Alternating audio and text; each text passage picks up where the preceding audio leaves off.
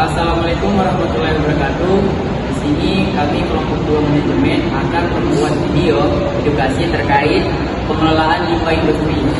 Pertama-tama perkenalkan diri masing-masing dari kanan saya. Perkenalkan, nama saya Lila Bandari. Saya Salsa Radiyati. Saya Nur Nabila Ini. Saya Muhammad Suryapiyana. Saya Wakil Rasul Medi.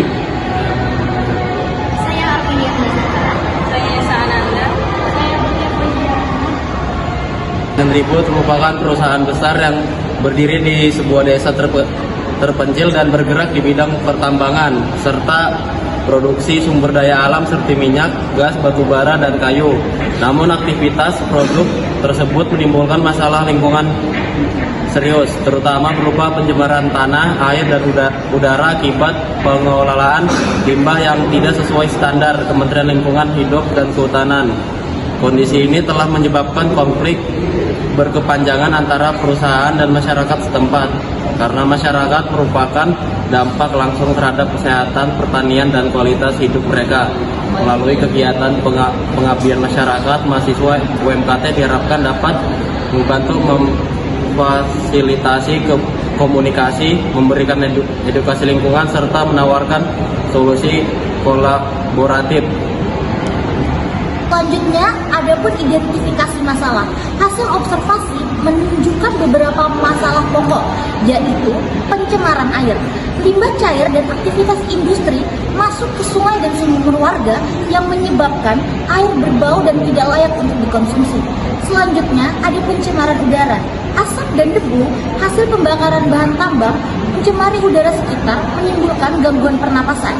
Yang ketiga, pencemaran tanah. Limbah padat dan sisa produksi mencemari lahan pertanian sehingga produktivitas tanah menurun. Selanjutnya, kurangnya tanggung jawab sosial perusahaan.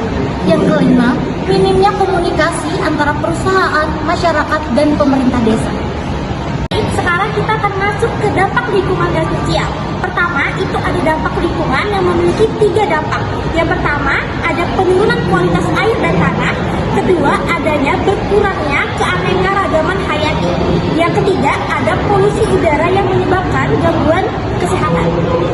Dan kemudian ada dampak sosial. Yang pertama, konflik berkepanjangan antara masyarakat dan perusahaan. Yang kedua, hilangnya mata pencaharian penduduk. Yang ketiga, menurunnya kepercayaan masyarakat terhadap pemerintah.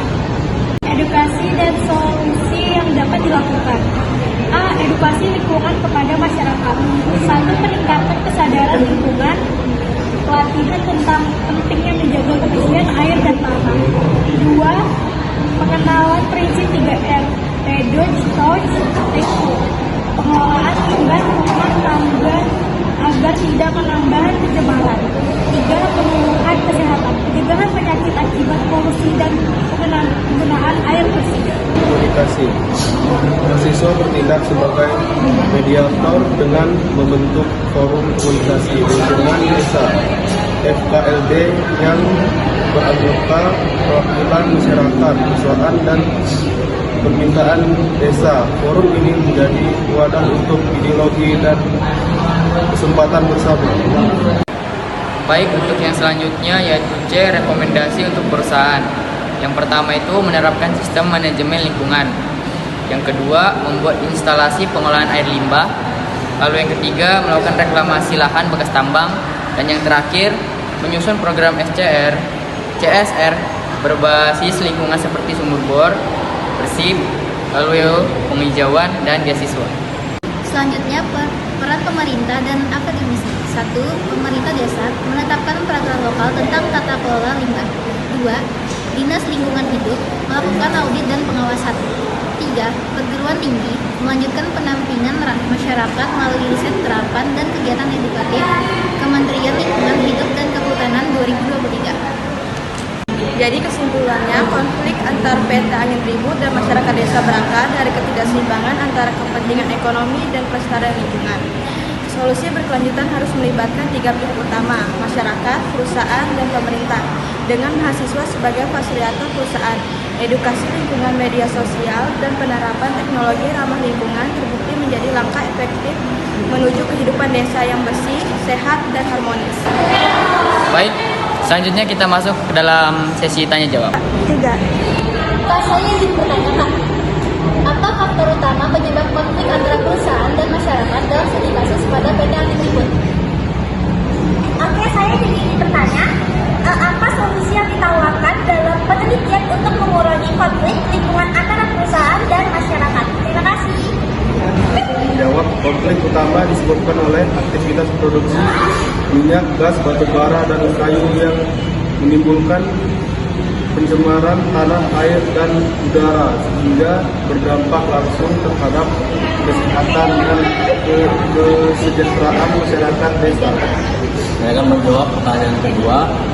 Paper ini menawarkan solusi berupa inovasi lingkungan, pembentukan forum komunikasi desa, penerapan GSR berbasis lingkungan, serta kolaborasi antara perusahaan, masyarakat, pemerintah, dan akademi sebagai model penyesuaian yang berkelanjutan.